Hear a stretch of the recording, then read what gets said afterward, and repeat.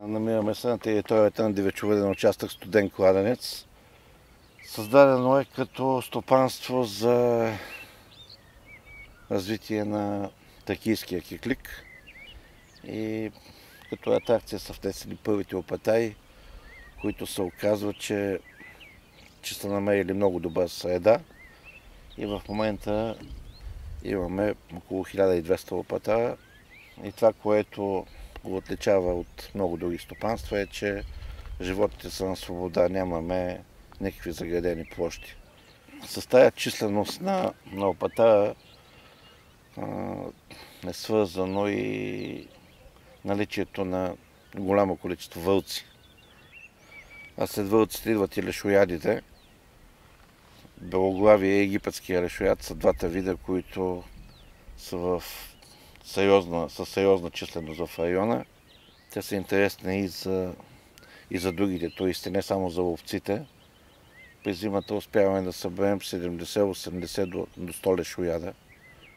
Уникална гледка, трябва да го видите, за да разберете за какво става въпрос. Спокойствието, тишината. Тук сме на брега на язовира, който е естествена граница. И достъпа на случайни хора е ограничен. Тоест животните имат почти пълно спокойствие. Сега с новия ловен дом, който направихме, капацитетът е нараснал до някъде и можем да посрещаме, пак не говоря за големи групи от туристи, а за индивидуални туристи, които могат да дойдат, за да видят лешоядите, да видят вълци при добър шанс и да видят много опатаи в естествена среда. Моето мнение е, че това е бъдещето на лова. Хората, които възприемат лова само като отстрел на дивеча, са обречени на изчезване. Значи все повече са хората, за които лова е повод да се излезе сред природата. Миналата година сме посрещали около 200 души.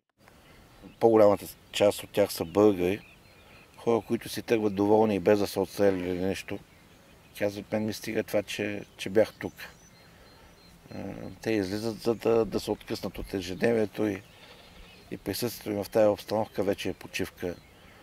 Имам мои колеги, които отдавна са оставили пушките и предпочитат да са с фотоапарат или с камера, да наблюдават и да заснемат това, което виждат.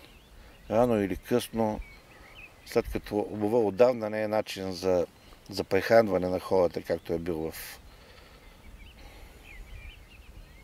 минали години, хората за възможности ще идват само заради това, че са в контакт с природата.